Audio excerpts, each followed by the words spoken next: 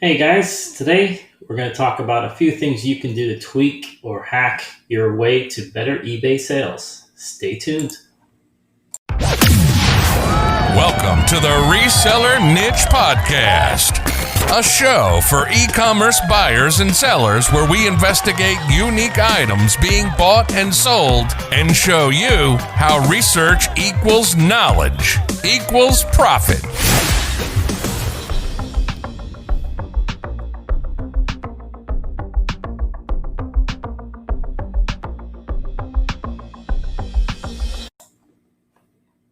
Welcome back.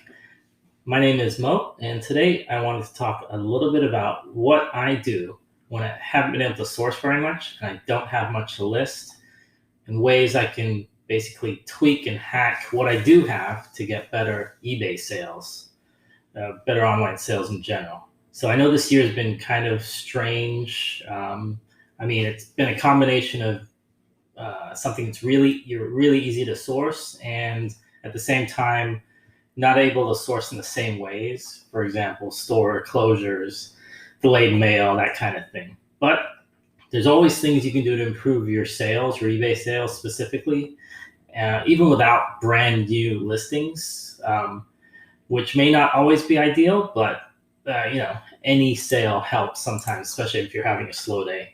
So some of these might be obvious, some of these might be things you're already doing, but I'm kind of in the frame of mind that any way you can tweak that Cassini eBay algorithm helps. I'm not exactly sure if these are 100% verifiable tweaks or hacks, whatever you want to call them, but I think they have helped. So hopefully they'll help you. So let's get into it. First of all, pictures. I think this is up there with maybe the most important part about your eBay listing, especially because everything's done on a cell phone and everything's done so fast these days. People don't have patience for anything. So I save all of my pictures, even from items that I listed years ago. Hopefully they've sold, but I do have some that are pretty old. And until they sell, or until I do have some items that I have multiples of, or I like to continue to buy. So I keep those pictures on my hard drive until they're gone. So first thing I do, if I don't have listings, is I go into my old listings and I go into the pictures specifically.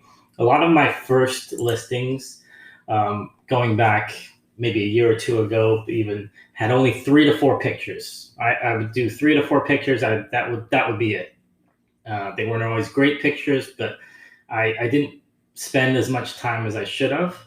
So I figured, this is like when I'm not listing, it's a great time to go in there and tweak those and add whatever I can to it. So what I do, first of all, is, let's say I have 4 pictures. I have them on my hard drive. So I will max out to 12 pictures on eBay. So I'll literally just go and drag and drop 8 more pictures, even if they're the same exact pictures, just to fill up the 12 spots. And a couple of other things I'll do with the pictures. I'll take that very first picture, and if it's great, I'll just see if I can adjust it slightly just to make some kind of change. If it's not so good, if one of those other 3 pictures is better, I'll switch it around. Because like I said, if someone's scrolling on their cell phone, they look at that itty bitty tiny little picture, that's all they're going to see. And if the picture is not good, they're going to go to the next person. So I'll take all those spots, and I'll, with say the 5th through 12th picture, I'll rotate them, I'll zoom them, I'll even have, say, for example, if I have a shirt, I'll put it sideways, I'll put it upside down, because I'm using those same 4 pictures. So I try and make it seem like I'm not, and then I'm using different pictures. People aren't stupid, they can tell, but I don't know. I've had success, I think, with maxing out the 12 allowable spots that eBay gives you. So anything you can do, and it doesn't take very long. It's literally, you can do it on this on the app, or you can do it on a PC. I generally use a PC, or kind of a mixture of the two. So max out the 12 pictures. That's what I would say. And I believe I've heard that is actually something that eBay pushes. So another thing you can do now, especially in the last year, that eBay has put in, is that first picture, and I think more than the first picture now, you can actually get rid of the background. So let's just say, I know personally I had a lot of pictures that weren't great. They didn't have clear white backgrounds. Maybe your picture would look better with that. The whole theory about how Google prefers it, that's why eBay prefers it. So you can tweak that first picture even more by getting rid of the white, getting rid of the background and making it clear white. And sometimes that's great with the eBay app. Sometimes it's kind of clunky. So you kind of have to tell just by looking at your picture to see is your picture good enough? Is it better, I should say, after you edit it? So that's another thing you can do, because like I said, people have zero patience. One thing I'll say about a white background is the contrast, especially on maybe darker items, really does help. But then again, if it's like a white item or a beige item, the yellow item, it might not be. So, obviously do everything based on what the picture looks like. So a few other things that I tend to look at when I'm looking at redoing my pictures is, are the pictures actually still there? A lot of times, I know a few years back, eBay actually deleted a bunch of pictures by accident. But every now and then, what I'll see generally is one picture missing. It'd be a big exclamation mark or a triangle or whatever it is. It's just not there anymore. And every now and then, the main picture isn't there. So if your main picture isn't there, people are probably going to go to somebody else's listing. So double check, are the pictures there? Are they visible? And if they're visible, do they look good? Another thing I'll do after that is, if you can go to your listing, the list of listings, comparing yourself to other people selling the same exact items. If you were buying that item, does your picture look better than the next guy's, or the one above you or below you, or whatever it is? So, and sometimes it's not a question of does it look better. If we all have white backgrounds, the same shirt with the same white background, do you stand out at all? Do you have anything that differentiates you? So if I was scrolling by really fast on my cell phone, it would stand out in my eye. Now, I'm not telling you to put like a logo or anything that you're not supposed to do, but there are things you can do. For example, maybe you can zoom in that picture a little bit.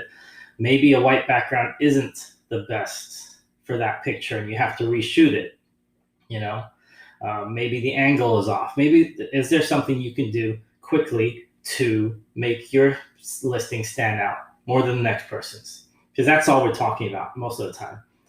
In that quick 2 seconds, or maybe in half a second, when someone's scrolling on their cell phone, does your picture stand out more than the other person's? I think that's probably one of the most important things with anything to do with online sales. It doesn't even matter about, is the item correct half the time? If that picture pops, someone will click on it and then boom, maybe they'll buy your item. So that's something I would look at as well when it comes to pictures. So moving on from pictures, item specifics. eBay's been pushing this a lot this year, and I'm kind of glad, because it kind of forces me to go back in there and double check to make sure that I have them all in there.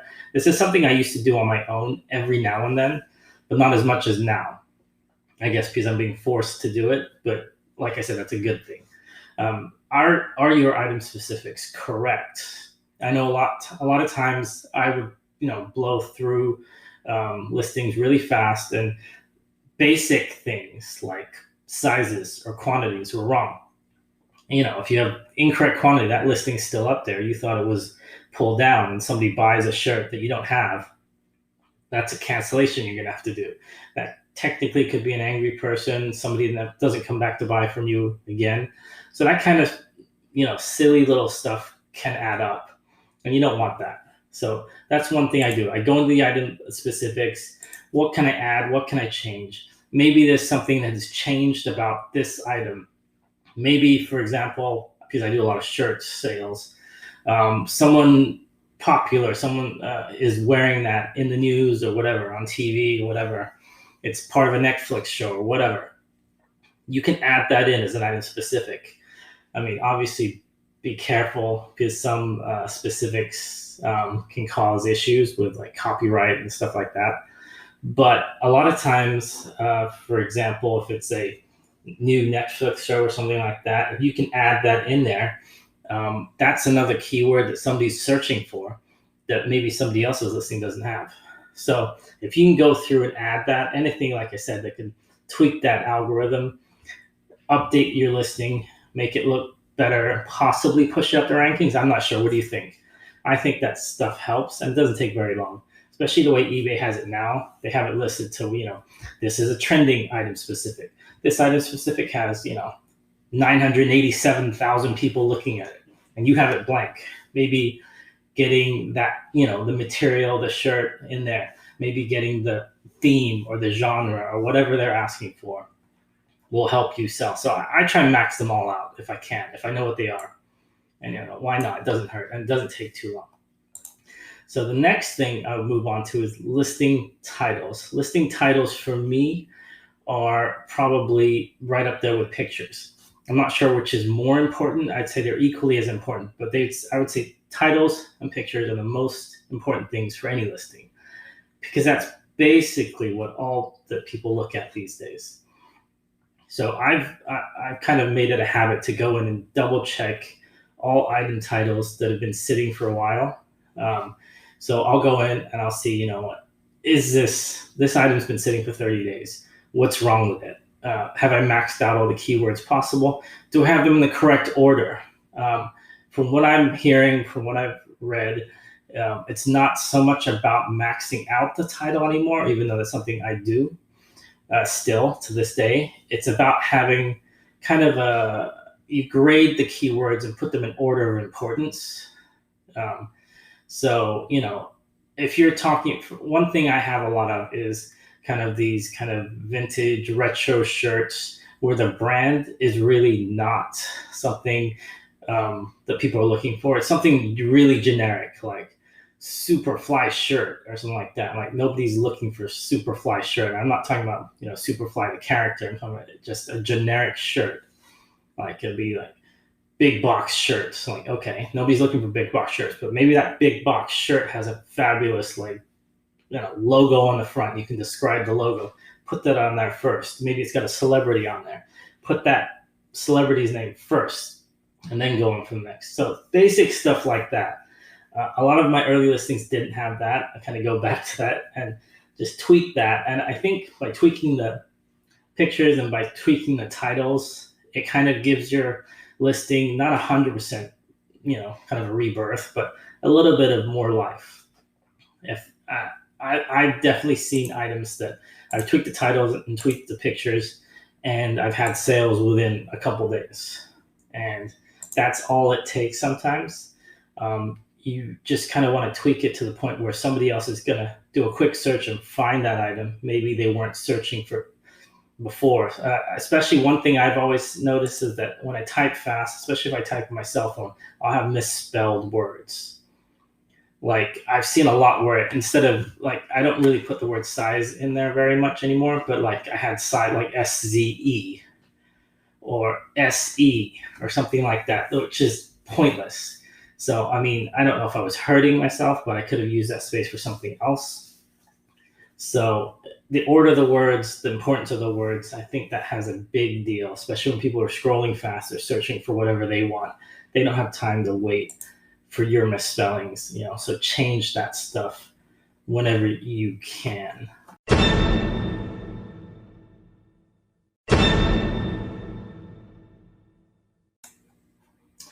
So I guess I've alluded to it already. Old listings, stuff that's been sitting in your store for a while. One thing I'll do, and I've always done this actually, is I've always sorted for oldest start date and in the eBay hub. That way you can see what your older stuff is, why it's still sitting there. You can kind of go through it one by one. I'll grab the oldest 10, 20, 50 items, especially if they've been sitting for a long time, and see what is wrong with them. The reason I grab them like that is I look at the list first, because there's different things you can do to kind of spruce up your inventory. Other than the tweaking we've been talking about, titles, pictures, descriptions, you can do a few things with listings. So I guess the most obvious is ending your listing. A lot of people will end after 14, 30 days, 60 days, whatever it is, and they'll just relist.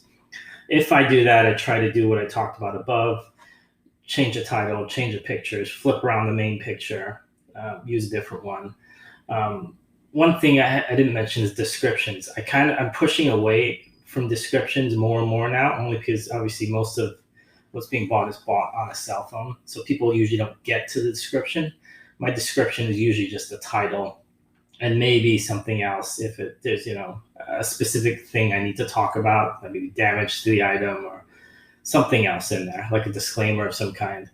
But I don't really use descriptions. So when I end an item, I don't just end and relist is my point. I end, tweak, and relist. And then I don't know if this makes any sense. I'll end, say, maybe 10 items, but I won't relist in that same order.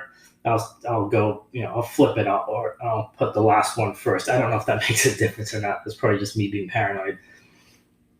But another thing I'll do is I'll end like, say, 10 or 20 or 30 listings, and I'll go through and I'll group them up. So let's say I have 5 shirts that are kind of similar. If I'm able to create a lot of some kind, these have been sitting for a while anyway. So I will take those items. A lot of times for me, it's shirts or toys. I'll try and lock them up, and maybe I'll create one new picture with all of them sitting right there and just use the existing pictures, and I'll create a new listing. So that way it is a brand new listing, even though it's old inventory that I'm just kind of reusing. It's a new listing. And, I guess technically you can save listing spots, but I don't really think about that. But anything that, like I said, to tweak that algorithm, get a new listing when you don't have stock, you don't have new items to list, helps. So that's what I'll do. And I found that helps. People are maybe, they were balking at paying the price you had there. But if you have 3 of those same shirts, maybe they'll buy that 3. So I don't know. You never know what people are looking for. Another thing, maybe the item wasn't a great buy to begin with. People always talk about bad buys. We all have them. I still have them till this day. Maybe it's time to donate that item or those items. It's something I don't do very much of, but I've started to do more and more of recently. So it helps. For whatever reason, that item isn't selling. So you got to do something with it. You can, relist it, you can donate it. Or another thing I started to do a little bit more of now is cross-listing. Most of my cross-listing before, I used to use Joe Lister, and I'd always have items listed to FBA. This year, I haven't sent as much stuff into FBA. So what I do is I have merchant fulfilled items. So anything that is, sellable on Amazon, obviously you can't use clothing, but you can do a lot of other stuff, hard goods, toys, games, that kind of stuff that I have. I'll list as merchant fulfilled on Amazon too. And I'll also cross list depending on what it is. For example, I use Mercari for toys specifically. That's the only thing I've been able to sell on Mercari. I don't know why. I haven't really tried electronics, but I've sold toys in Mercari. So that way I don't have to take it off eBay, but I can sell it also on Mercari. With used clothing, I used to cross-list on Poshmark more. This year, for me personally, Poshmark has kind of dropped. Not that I was ever a big Poshmark seller or anything like that. I don't sell much there at all.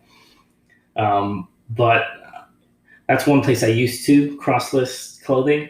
But I definitely had a lot of people looking, but recently they're just looking and not buying as much. But that's on me because I don't really list as much. And I don't do all the things I should be doing as a Poshmark seller to push my closet. So that's another story. Another place I like to cross-list, though, is Etsy. And it's kind of a place I kind of go back to and then I forget about, and I go back to and I forget about. I think my Etsy store is older than my Amazon store. It's years old. I bought from them and sold from them for years. So I like to list, obviously more vintage type items, toys, all kinds of different kind of arty type, craft type items. I don't have any jewelry or anything like that, but a lot of older stuff basically. For example, I think the first boombox I ever sold was on Etsy. It was like an old, I don't know, was it a Sanyo or something like that. So Etsy is another place that I've recently haven't really cross-listed to, but I used to do it more. Actually, it was one of the first places I cross-listed to before Poshmark.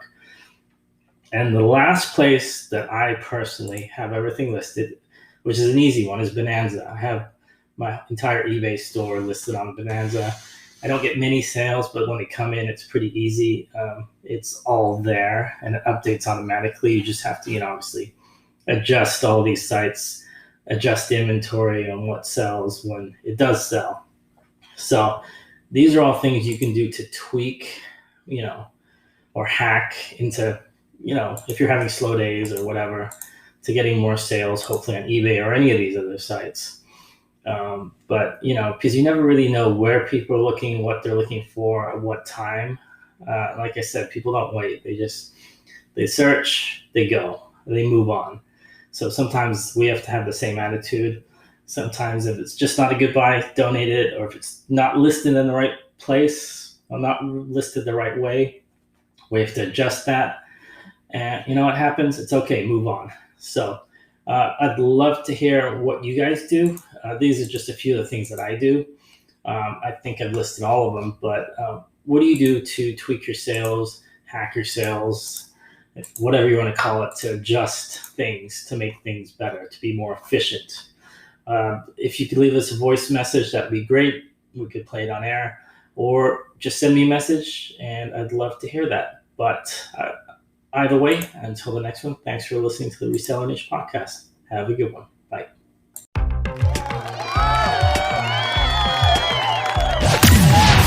Thanks for listening to the Reseller Niche Podcast.